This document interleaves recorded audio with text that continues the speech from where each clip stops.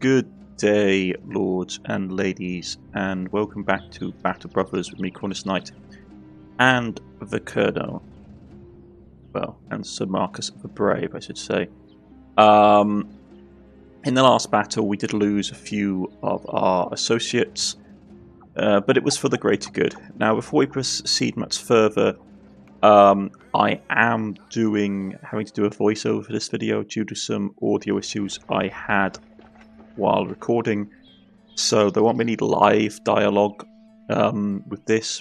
So I'm going to do a mixture of talking about Battle Brothers and what went on in this video, and also talking about the next title that is being developed by the studio behind Battle Brothers, which is called Menace. Menace is in the same vein of Battle Brothers. It's basically a tactical strategy game, but with a much, in some opinions, I think it's got a much wider scope than Battle Brothers. Battle Brothers was very good if you were looking at it from basically a small party management setup, where you were basically in charge of a few, like, say at most, I think the most you could get in Battle Brothers was like 36. It depended with what starts you had. I know that saying like the peasants and the cultists, you could get up to something close to 30, if not 30. But in Menace, it's more based around like a military setup. So you have like a operational force which you are in charge of, made up of different subdivisions or different squads, each one led by a character. And that character may be in charge of a squad of troops or a vehicle, or there's a lot of interesting things going on with it. They haven't stuck with their typical art style either. This almost chessboard-like art style that you had in Battle Brothers has been moved over for a more modern, so not say modern, but a more commonly seen aesthetic. You have a much more realistic depiction of the character tokens, and obviously you have 3D modeling. So it has lost a bit of the charm, I do think, that came with the hand-drawn style of this style. But this was more suited for Battle Brothers, where you're playing it more like chess. I've always thought of Battle Brothers as being basically a very complex chess game. As you can see in the video at the moment, we are currently replacing equipment and items on the people we picked up to replace our fallen party members. And they have obviously the sort of classical Battle Brothers appearance of sort of like almost like little chess figurines, almost like they look human but they behave very much like chess figurines. Which is I've always really liked about Battle Brothers. I'm going to admit I was salty when I lost my back line. It really hurts, especially in Battle Brothers. Your back line is where a lot of your damage potential is. I've seen lots of different strategies. A lot of people tend to eventually try and go the whole heavy armor, great weapons out in front, with either range weapons and a mixture of range weapons or pole arms in the back. Personally, I always found that a bit unrealistic. As somebody who is really interested in medieval history and has studied it for a long time, great weapons were really not as prominent as people make them out to be.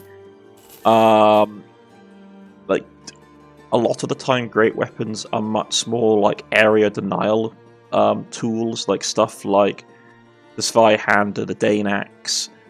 They're really used to control the space around the individual, which is why you see them being used quite a lot by bodyguards, because it allows you to control the space and protect your ward a lot better. I mean, like, you had Zweihanders used by German mercenaries,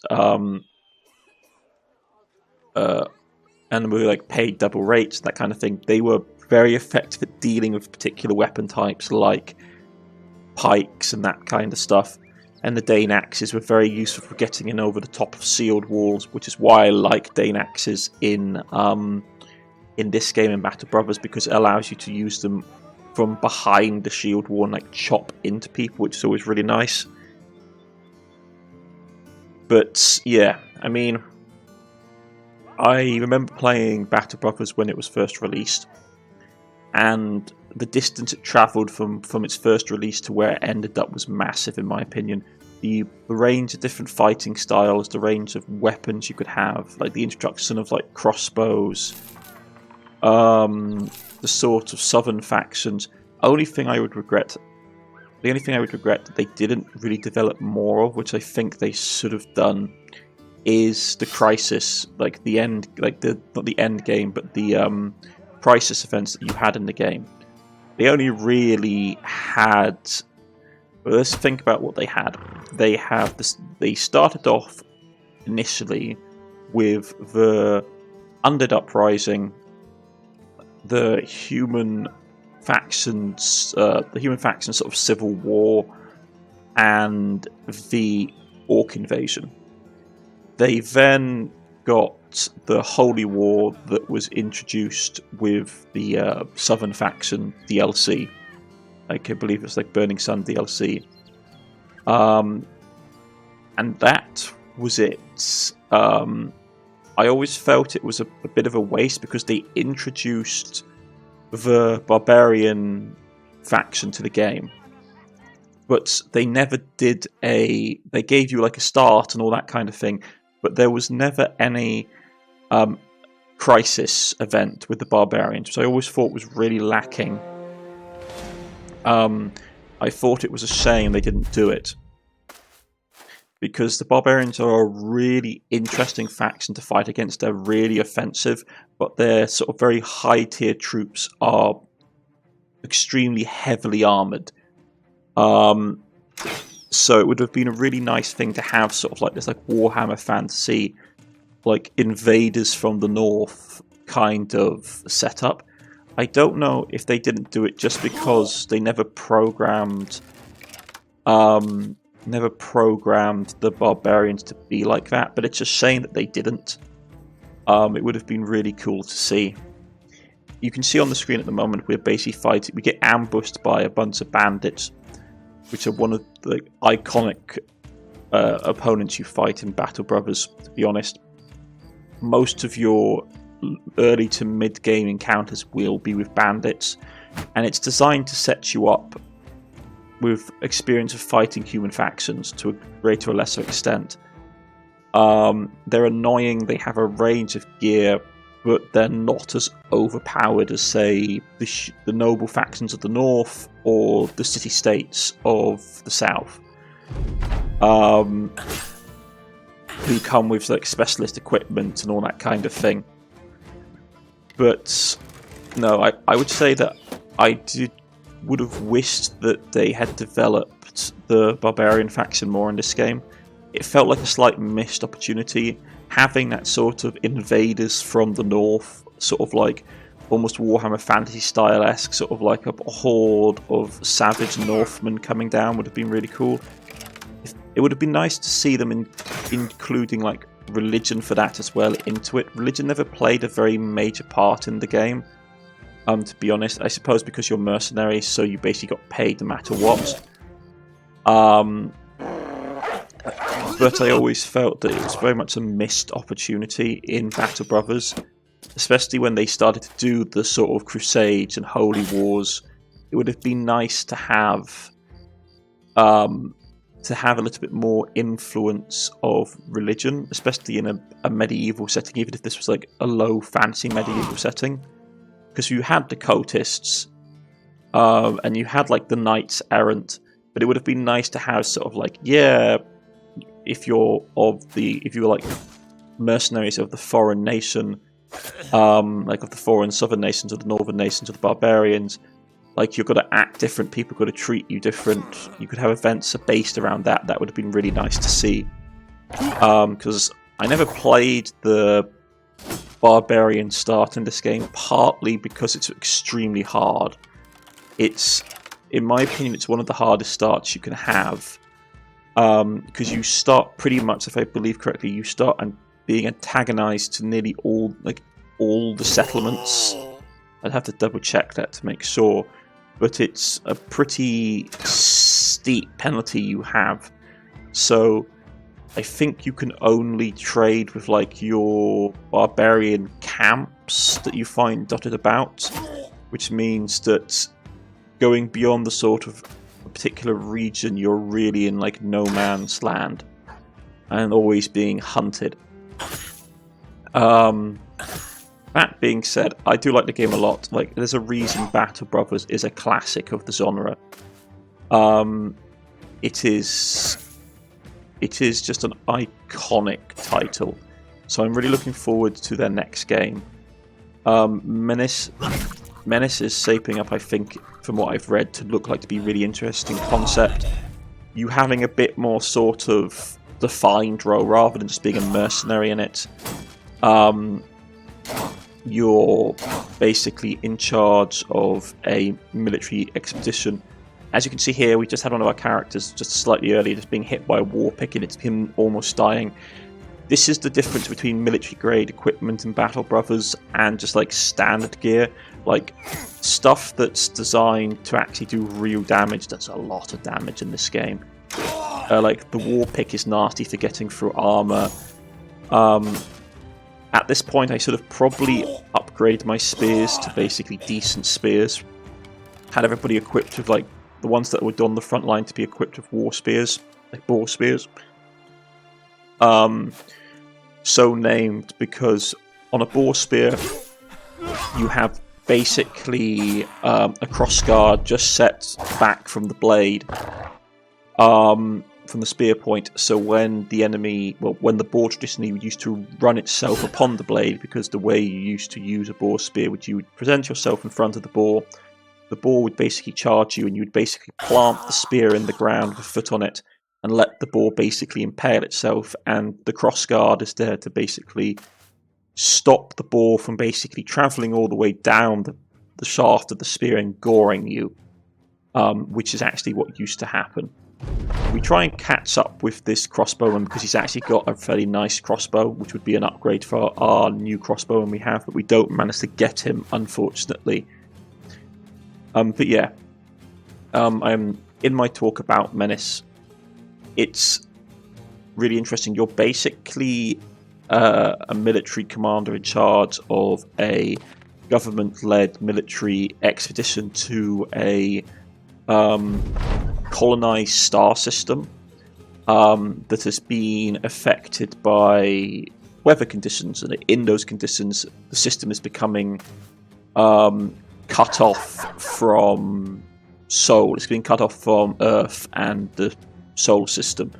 So people are starting to become unruly. There's insurrectionists, there's pirates, and you're sent in to basically try and, almost like a UN peacekeeping force, you're basically sent in to try and secure and maintain peace in the region. Unfortunately, other stuff happens because this is from the developers of Battle Brothers, and there's always going to be something horrific lurking in the dark.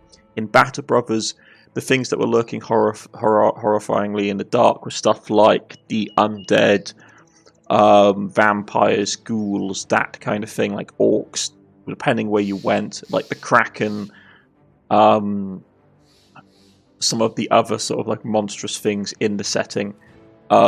In Menace, it is a xeno threat. It is monsters from beyond the stars. From what I've seen, it looks pretty interesting. The xeno threat looks to be like a mixture. Like, it reminds me heavily of the sort of like Reaper troops from Mass Effect, like that sort of mixture of like tech fusion, where like biological life forms have been corrupted with technology.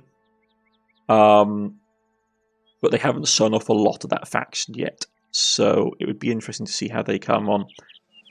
And in comparison to the Battle Brothers, which we have here, where you can see the talent system, unlike in Battle Brothers where the individual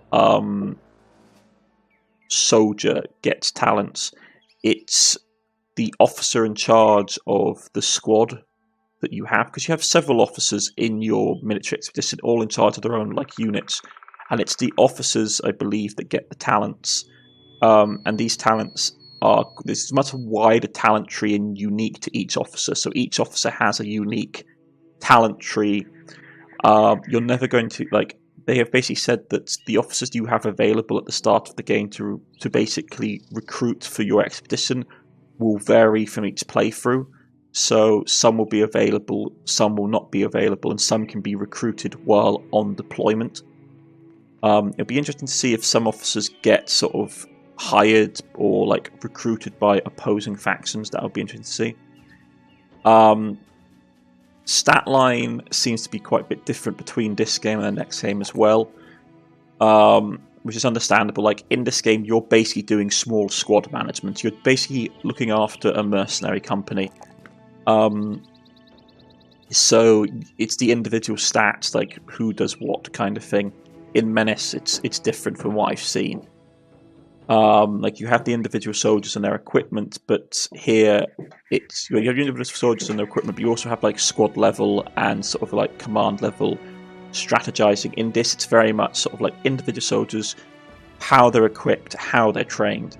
So you have the difference between small unit and large unit management, which looks like to be a lovely contrast. At this point here, where we're basically picking out abilities, it's the point where I realised I probably should have had a morale officer. Always important in Battle Brothers, having a morale officer, basically a standard bearer, is really good. You normally want to give it to someone who has the highest resolve. I choose the Fearless for this because he has a plus. He has 2-star to resolve. It's not fantastic, but once we give him stuff like the sash, like the commander's sash, and the standard, he's going to become a lot better at it. But yes, I am looking forward to their new game. It's supposed to be coming out sometime this year, so I do want to see how it's going to go. A lot. I know I've seen people say, "Oh, it hasn't got the same unique art style as Battle Brothers," and it doesn't. It has a lot more generic sort of like sci-fi graphical design choice for it, but it's I would say that you pick the art style for the narrative that you wish to tell. In Battle Brothers, you're telling basically the narrative of like a medieval setting, so they go with that medieval almost art style where it's sort of like, it's like, I always thought the art style of Battle Brothers with how the tokens look is basically just very much an accentuated like medieval art style, like sort of accentuated features on the tokens, like the damage they receive. It looks basically like it's inspired by medieval art. If you see medieval art of battles, they have sort of very accentuated physical features to make the individual people stand out.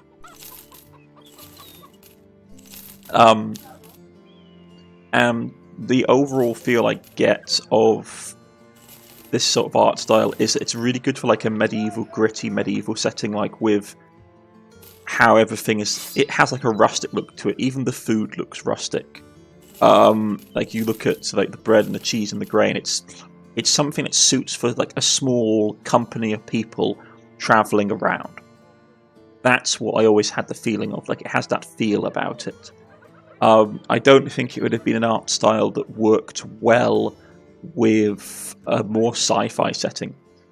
I mean, it's also this like the tale that they're trying to tell.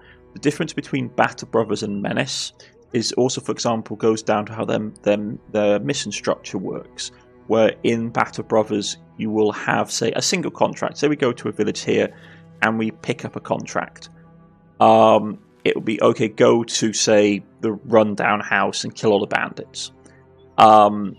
This particular instance is that we need to try and find somewhere that has a temple so we can patch up our battle brother who's had his arms like cracked by a war pick, and because not every city and village has a temple, we're being forced to travel halfway across the continent to find it. But the standard mission structure in Battle Brothers is very much you pick up a contract, you go and do the contract and come back home. Very sort of realistic in a way. I should also probably say that mustering of troops icon that you can see in the top right hand corner is worrying, because that normally indicates to my mind, if I remember, that it's probably going to be the Civil War event, which is always problematic. The Civil War event is nasty because it can lead to a lot of devastation on the map. A lot of villages get destroyed permanently, so you can very quickly have the north becoming depopulated as a place as a mercenary where you want to work. But yes, the mission structure. In Battle Brothers, you take a contract, you go and complete the contract, and you come home. In Menace, from what I've been able to tell, you have basically sort of operations, or like you'll have missions, but they're all part of a larger operational plan and sort of aims and objectives. So, for example, you'll go to a planet in the system, from what I've been able to gauge, and you'll have an operation. Well, you have aims and you have aims and objectives. Like your aim on the planet is, say, secure it for your particular group as allies, or protect the local inhabitants, whatever you want to have. And so, you'll have a overriding operation made up of multiple missions that you basically can take part in and have different outcomes. So, for every mission that you take part in, there are different rewards and different consequences. But since it is basically made by the same people that have made Battle Brothers, you can lose members of individual squads. Your vehicles can get damaged.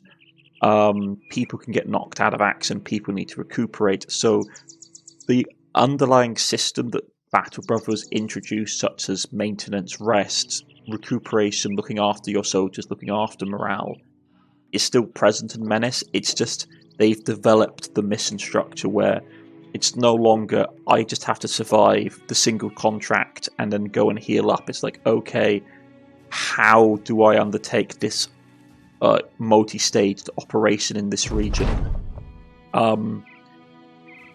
I believe there's also going to be random events like this still in the game. In Menace, I believe that random events will happen in between operational missions to give you sort of an RPG decision-making system. So it will be interesting to see how the game goes. From what I've seen of gameplay footage of Menace, it seems to be a pretty loyal following to the developers' motto of basically being a brutal combat system. You want to be played strategically, you want to play tactically. Each mission will have multiple objectives in it, both primary and secondary objectives, and you'll have to weigh up what is more important for you to complete while putting your people at risk. And also the whole talk of logistics. Logistics, for example, in Battle Brothers, as you can see here, is pretty realistic to how it would have been for a medieval company in a medieval setting. You would turn up, you would buy supplies, and you would go. Unless you were under contract by an employer who would then provide you with money and supplies as part of your hiring and maintenance fees. In Menace, I believe you have a logistic train, and it's where do we get our supplies from to keep maintaining our company, our expedition. Where do we get recruits to replenish our lost members from, how we train them. It seems to be taking all the things that made Battle Brother this iconic classic and developing them further. So I look forward to seeing that. Here we have an interesting choice. This is the thing with Battle Brothers. The game taught you very quickly to judge difficulty in Battle Brothers based upon how much the reward was. my opinion was that if you were doing second 2 skill level missions and you were getting into like the 1,000 crown mark for second mission, 3 missions, it was always dangerous. You could always tell in Battle Brothers when a mission wasn't as it seemed, because the pay would always be much higher than expected. So, for example, if you had a level 1 mission and they were paying you like 800, 900 gold, it was like, yeah, there's something off with this. For example, I just picked up a level 1 mission here and we get like 400, maybe 500 at most. And that was very much telling you that like this is what's expected of you to get the job done. Like I've seen first level missions where it's like, oh yeah, we're paying you like 750 gold, and it's like, okay, just like how bad is it going to be that the game thinks that that's the monetary reward for that mission? Like here, like some Wandergangers and a few Geists. Geists don't look scary initially until you realise that unless you have a good way of dealing with morale, the Geists can absolutely destroy your day. Like they'll make you break and horrifically attack you as you're trying to leave. So we need, if we were going after Geist, for example, we would need to have the regimental banner. We would need to have like a morale officer in place. Because it's just like the one thing I will say about Battle Brothers is that the way that most Battle Brothers die, in my opinion, there are 2 ways that Battle Brothers die. Well, brothers die in Battle Brothers, I should say. One is by an enemy getting basically a crit hit on a lightly defended area, such as the head, or it's normally to the head that kills you in Battle Brothers. It's because the head armor is always weaker. The head armor is always a lot weaker than the body armor, and if the enemy gets a crit hit with, say, a great weapon, the character's head gets caved in. It's pretty common, especially against strong enemies, say like orcs or like the barbarian sort of elite units that run around in purely heavy armor and great weapons. Like a crit hit to the head kills most units unless you're wearing like full-on plate armor. The other way that you die in Battle Brothers is morale break, which is actually fairly realistic. Most of the casualties in medieval battles came from the rout rather than the battle themselves. Like the Battle of Towton, for example, is a really famous example during the War of the Roses, where like 2/3 of it was a really brutal battle anyway, but I believe something like a half to 2/3 of the casualties of the Battle of Towton were the result of the losing side basically being chased down and crushed because they were in a really bad terrain. They had been fighting on basically a plateau, and the enemy caught the retreating army, but the victors caught the fleeing defeated army before they could get off the plateau because it was surrounded by a marsh. It was winter. It was like horrible conditions to be fighting in. And yes, the Battle of Towton is very infamous for being the bloodiest battle in the War of the Roses. But here we basically use our advantage, which is that we are fighting at night to basically overcome their range advantage. At the same time, we also have to deal with the fact that there is a necromancer on the field. These kind of missions are a pain, especially in the one we have here. Having a necromancer on the field combined with a lot of cannon fodder is really bad, because the zombies that he'll raise up a lot of zombies very quickly. Fortunately, because they are cannon fodder troops, they're just bandit thugs. They're not armed particularly well, so it's not a huge issue. But the necromancers in this game are one of the things that are terrifying. There was not a lot of magic in Battle Brothers. Like, you fought enemies such as the Witch or the Goblin Shaman or the Necromancer, but you yourself didn't have a lot of access to magic. I think you might have got a little bit with the cultists, if I recall. It's been so long since I played with the cultists. But I think that was about it. So this was a very low fantasy, dark fantasy setting. You had a lot of monstrous creatures, such as the dire wolves, such as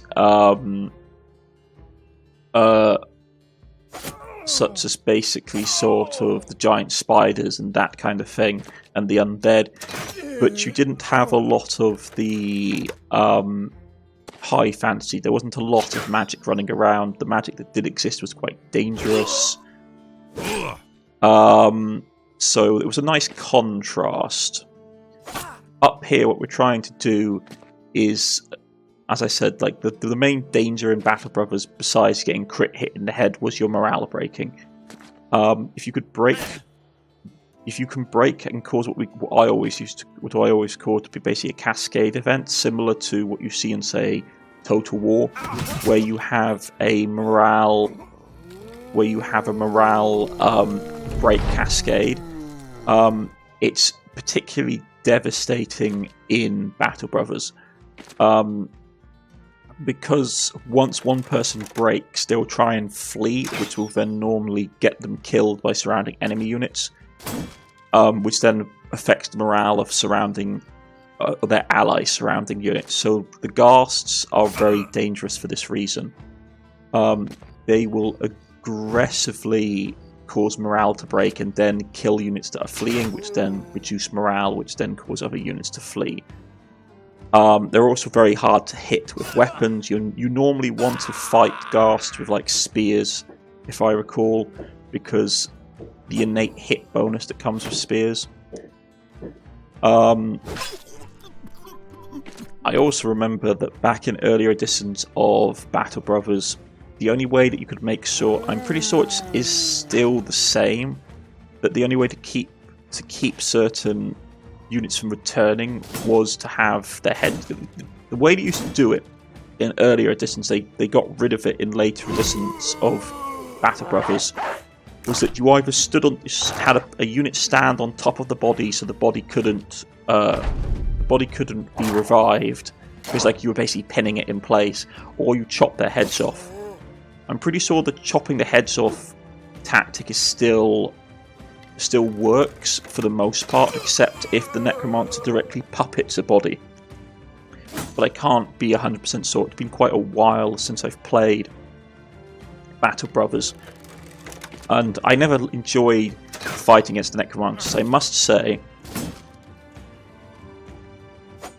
it would be really cool to have like a necromancer start.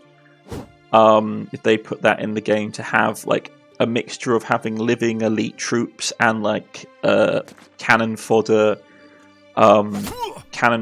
sort of front line, and you have the necromancer, and like your undead troops don't advance, so you're constantly in this juxtaposition of having to sort of replenish your lost troops with troops that you've slain in the battle that the necromancer is like resurrected to use as his minions, while your like elite human troops, you having to sort of really sort of preserve and cultivate, so that you have like a core elite of undead troop, or a core elite of living troops, and like cannon fodder undead. Maybe you could have had it like later on. You could have the events like you have with the cultists, where you could sort of promote your like special human troops to sort of like revenant or vampire or something interesting. Have that kind of effect. I mean, they made it pretty clear, to be honest, though, that in this lore setting for Battle Brothers, which is quite sparse, to be honest. Well, it's not sparse, but it was the history of the setting never played like a massive part in how you played Battle Brothers, in my experience. Like, yeah, you had the undead uprising with the ancient empire coming back that had vampires and sort of skeleton troops running around, but you never really. It was never really something that you did a big part of. I suppose there was some starts that did. I know there was some like lore master starts and that kind of thing, and they added a lot more of the lore later going in. Like basically they are depicted as being a Romanesque classical faction that suffers from the looks of it, it suffers basically a it looks to be like a meteorite impact. Like that their capital city gets struck by like a giant meteorite from the looks of it, which leads to like massive civil unrest and the empire like breaks down. But it is just how it is. I mean, it'll be interesting to see how their new game Menace fares up against Battle Brothers. I love Battle Brothers. One of the things I do dislike about it, though, was that it did, especially if you wanted to see like the late game content, it really did promote metagaming. Unfortunately, was that, like, for example, a very common trick was if you wanted to have like high-level pawns, like party members, you really kicked out anyone that didn't have stars in the fields that you needed. Because like so they won't develop up to like this uber soldier that you need to get them up to be, which is understandable. I get it. I always liked games where you had to work with what you had, not with what you wanted. Especially considering just how tight money was in Battle Brothers. I never liked the fact it was like, oh yeah, just sort of kick out anybody that's not what you need, and just run around and pick people up. I mean, the game basically said the way you should really play it is take on risky contracts to earn the most amount of money, and then spend that money on getting good characters.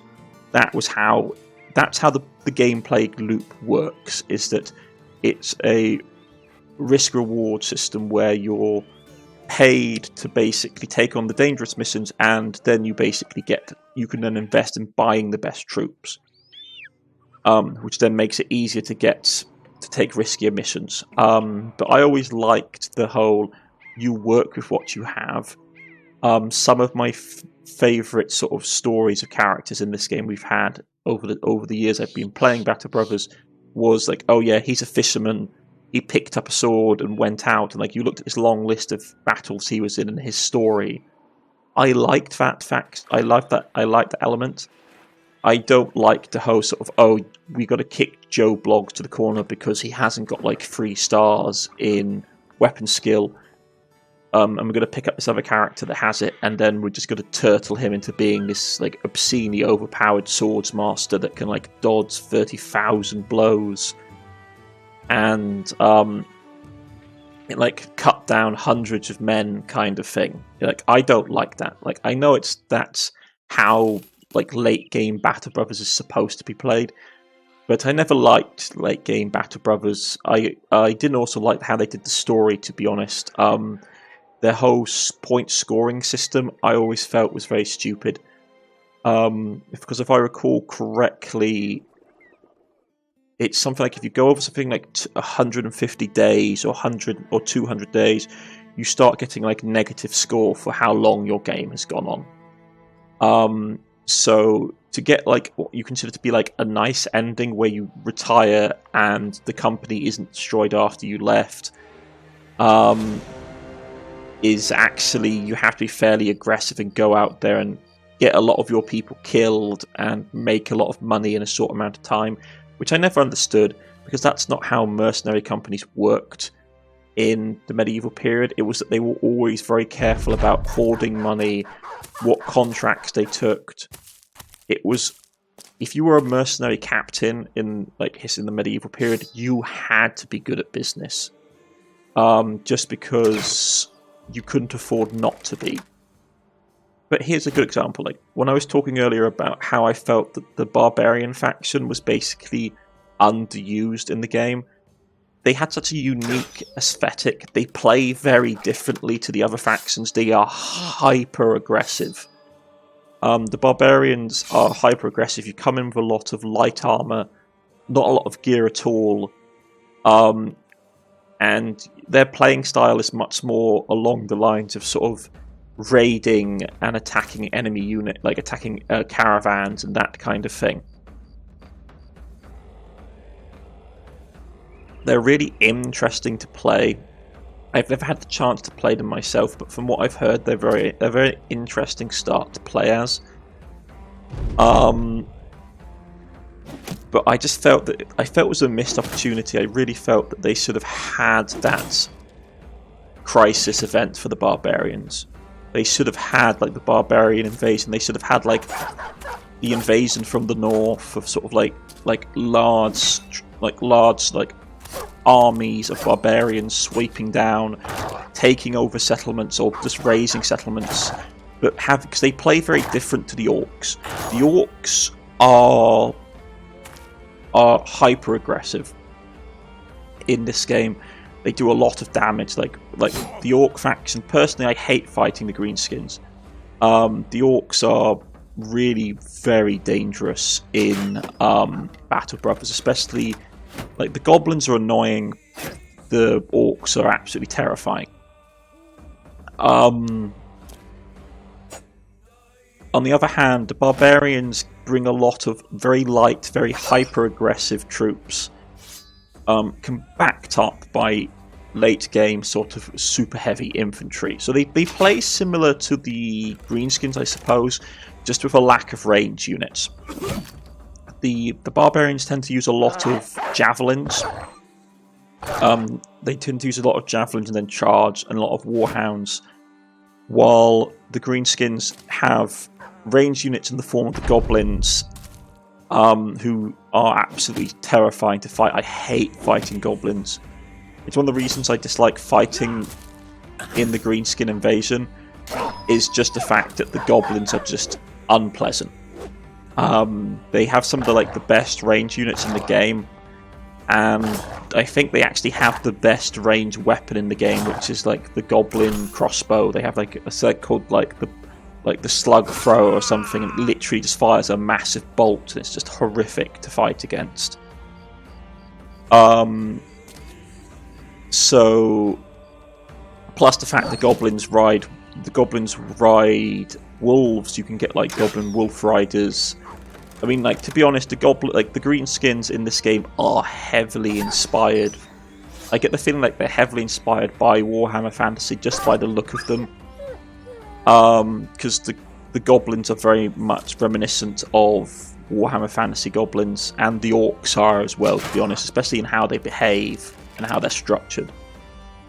Which is why I like the barbarians in this. The barbarians feel much more like a tribal faction. I like the music. They have a unique art style, a unique weapon style. I've always, like I said, felt they were underutilized by the developers. I do think they should have done more with the barbarians. But this is what the benefit of hindsight is, isn't it? When you make a faction in a game like this, you never quite know how you're going to use them or how they're going to develop. So it's going to be interesting to see what comes with this game, with Menace when they with Menace, I should say, when they get to developing it further and gets to be released. I do hope that they have easy modification for Menace, because my biggest criticism of Battle Brothers, besides how the game victory conditions are set up, like the ending, like when you retire,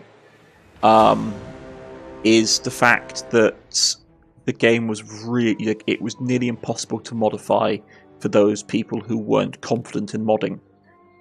You had to basically import files directly into folders, into game folders, very much old school style modifying a game with mods, rather than say how a lot of more casual people on Steam are used to it now, where you go into Steam, you basically click a button and download it, and it just updates it that way.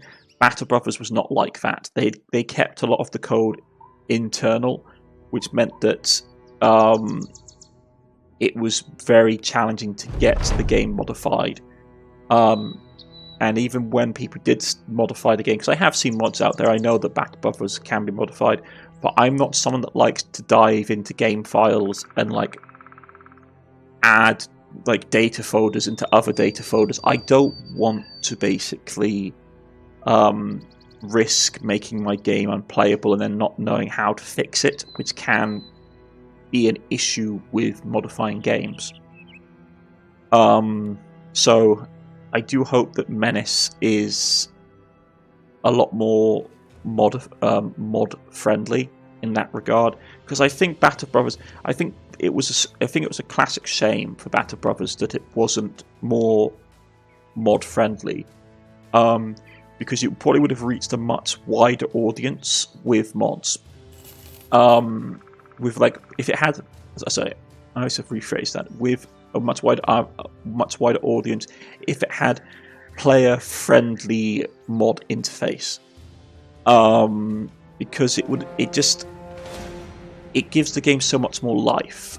That's an issue I find with a lot of indie games, is that if they're not mod friendly and don't have a mod scene, they never develop beyond a certain fan base. For example, a really good example of this is Wildermyth. Wildermyth is a game that in a lot of ways is quite similar to Battle Brothers, to be honest. You don't have as many tokens and it has a very unique art style, and it plays in a much more high fantasy setting. But the fact is that Wildermyth is a lot more mod friendly, and as a result there has been a lot of content made for it, which means that if I want to go back and play Wildermyth, it has a lot more replayability as a result. Battle Brothers, I think, for a lot of people was that it's a cult classic, but not a lot of people have, like, Battle Brothers is an iconic indie game. Let's just be straight about that. It's an iconic indie game that really sort of helped rejuvenate the sort of indie Xcom scene, because for lack of a better word, like, Battle Brothers is basically like a medieval Xcom in a way. It's got permadeath, it's brutal combat, injuries, it's graphic, it's that sort of iconic sort of turn-based strategy tactics game that, like, traditional XCOM was known for.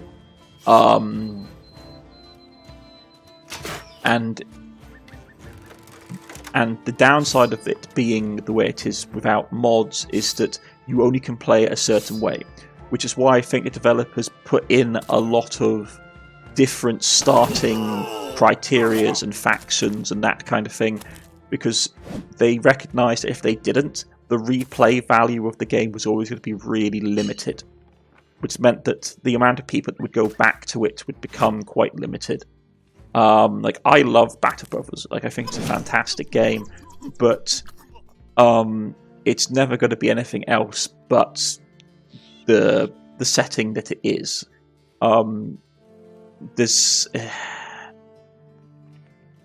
It's just a bit of a shame, because, like, you look at games that have more modification to it, say Crusader Kings, Europa Universalis, even XCOM. And for example, like, yeah, you can play XCOM, like the baseline XCOM, but you can have entire overhaul mods where it's like you're no longer playing XCOM, you're playing like the Imperium of Man, or in the case of, say, Crusader Kings, you can go and be like you can be in basically Westeros and have very different mechanics. It adds a lot of like interest and flavour, and I always see mods in games as almost being like a gateway to the original game. Like, a lot of people hear about games from their modding scenes. Like, for example, RimWorld is a great example. A lot of people hear of RimWorld through people talking about wacky tales they get up to while playing custom games, and like people look at mods like, oh, there's this game that allows me to play like Warhammer 40k, like Imperial Guard, or that kind of thing. I find mods add such a wide breadth to a game especially a game like this, like with Battle Brothers, where you want to have that replayability, you want to have that depth and sort of complexity. Like, I would have loved to have seen like a mod for Battle Brothers where it was like all you had was sort of like an ever-increasing tide of like undead attacks. Like, I know you have the undead invasion, but that is much more like skeletons. Like, you basically have the ancient empire and its skeletons and vampires. It would be really cool to have sort of like a proper sort of like almost sort of, I'm trying to remember what the setting is. I don't think it's called the Black Grail, but it's one where it's basically sort of like necromantic sort of war on the living, where you've got necromancers. I know it's like, is it called Band of the Sword? I can't remember what it's called, but there was a role-playing system similar to it where it's like you just got this unending tide of the undead sort of chasing you or pressing down upon the world, like zombies and revenants and that kind of thing, and ghosts. It would have really been nice to have sort of like a mod where it was like, yeah, the world of the living is beset by like just like a tide of zombies and that kind of thing. It would have been really cool to see, I think. Or like I said, have a mod where it was like the barbarian faction. You could like modify the factions. I never saw it. I know there is like a modding scene for Battle Brothers, but like I said, I just don't like modding game files the traditional way. To be honest, I don't feel comfortable doing it. You need a particular skill set. You need to know what you're doing. Otherwise, you can really mess up game integrity, and sometimes you can't get it back, and you've basically broken your game. I mean, I know you can restore game files on Steam, but it's one of those things where you don't know where you're getting the mod files from, like scanning and rescanning to make sure there's not malware hidden in it and all that kind of thing. Like, I just don't have time for that, to be honest.